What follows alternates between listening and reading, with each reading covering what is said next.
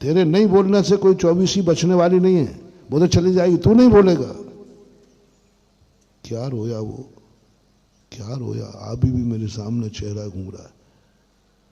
महाराज जरूर मैंने पूर्व जन्म में कोई पाप किए हैं जो गुरु मुझे इसके अयोग्य समझ रहे हैं। बोलो मैं अयोग्य समझ रहा हूं कि दया कर रहा हूं? दया कर रहा हूं कि अयोग्य समझ रहा हूं? अरे मैंने कि भाई मैं अयोग्य नहीं समझ रहा हूं। मैंने कहा भाई तुम अपना मकान बना, मंदिर तो बनते रहेंगे बनते रहेंगे।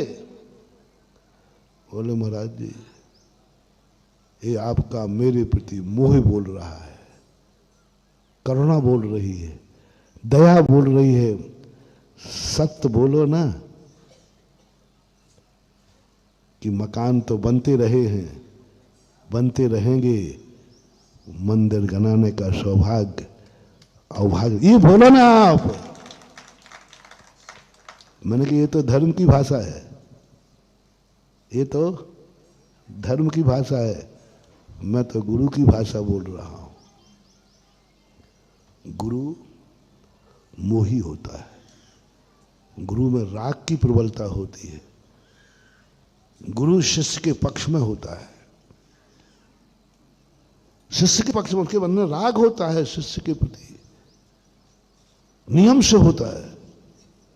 इसलिए मैंने कहा नहीं, मेरा तो यही गुरु पद का यही है कि तुम नहीं करो। रो पड़ा वो। बोले महाराज सारा परिवार कहता महाराज जी जिंदगी निकल गई किराए के मकान, और निकल जाएगी, मरना तो है ही। लेकिन मेरे भाग्य से मेरे यहां तीर्थ बन रहा है, मेरे भाग्य से यहां 24 बन रही है, ये जन्म जन्म में भी नहीं मिलेगा, ये तो करूंगा। मैं चुप हो गया। एक बिटिया का सुनो, उसने अपने माँ बाप से सुना कि माँ बाप इसलिए नहीं बना पा रहे हैं मंदिर, भावना तो है कि उन्होंने मेरी शादी भी करना है। बिटिया ने सुन लिया, बस वो श्रीफल लेके आ गई, महाराज पास चलो मंदिर बनेगा। बेटे बेटा कहाँ से बनाएंगे, तुझे मालूम है इतनी सी पूंजी तेरे हाथ पीले करना है। बोले पिताजी मैं इतनी पापन हूं क्या कि मेरी शादी के कारण मेरी माँ बाप की इतनी पवित्र भावना कुंठित हो जाएगी। मेरी शादी के कारण, शादी करने से क्या मिलना है, संसार, संसार ही बढ़ाना है। मेरे कारण, मेरे शादी के कारण से आप मंदिर नहीं बना पाएंगे। पिताजी मैं पापन नहीं हूं, मैंने आप जैसे पिता पाए हैं। मैं नियम लेती हूं, यदि आपने मंदिर नहीं बोला और इसी राशि से मंदिर बनाओगे, मैं शादी नहीं करूंगी, और करूंगी तो उससे करूंगी जो एक श्रीफल पर मुझे स्वीकार करेगा। माँ बाप घबरा गया, बेटा आज इस समय पे कोई दया करने वाला नहीं है, ऐसी बातें मत कर। नहीं मानी, वो मेरे पास लेके आ गए। मैं किसके पक्ष में गया सुनना, मैं इसलिए कहा था तुम मुझे नहीं समझ पाओगे।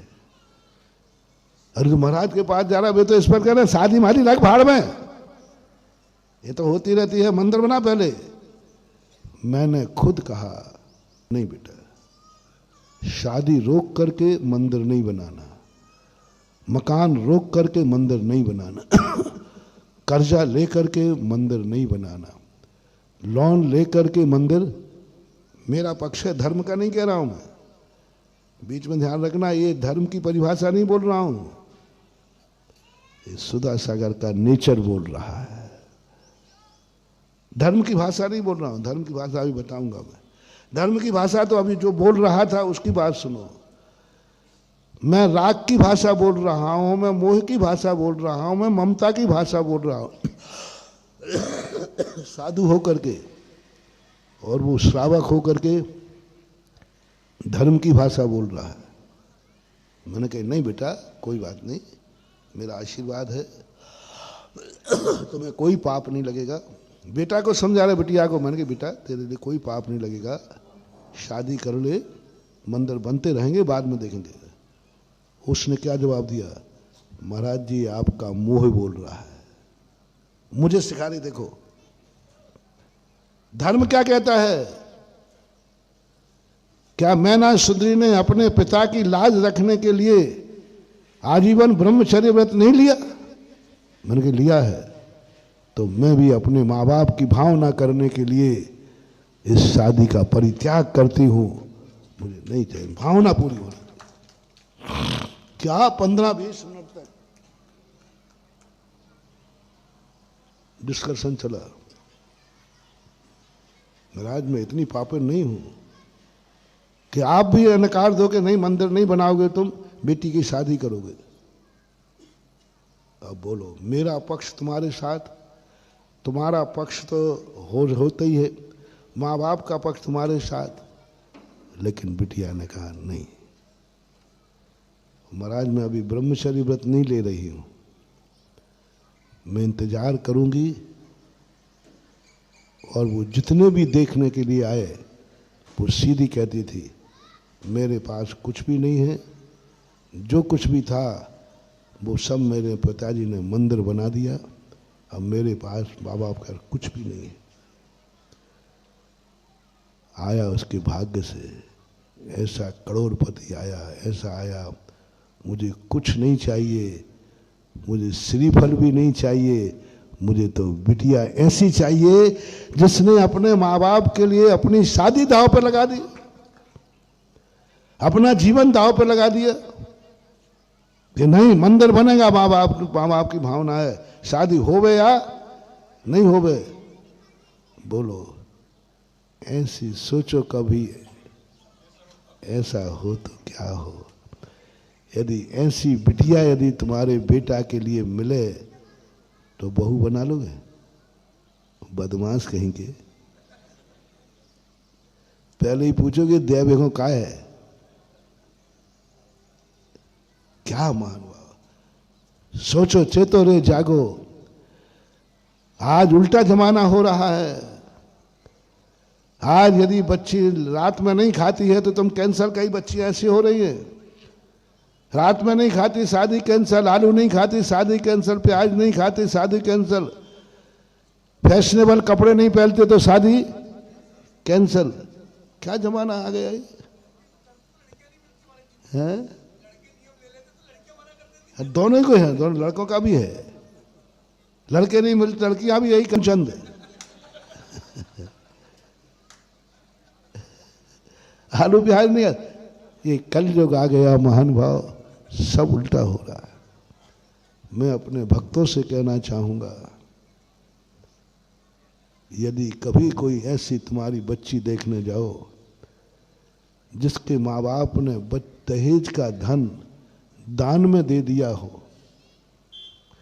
वह बच्ची ने अपने माँ बाप को प्रेरणा दी हो ऐसे बलिदान की, और रात्रि में नहीं खाती हो, आलू प्याज नहीं खाती हो, फैशनेबल कपड़े नहीं पहनती हो, भगवान के दर्शन के बिना भोजन नहीं करती हो, तो यो मेरे भक्तों उस बहू को बहू मान के मत लाना, देवी मान करके लाना।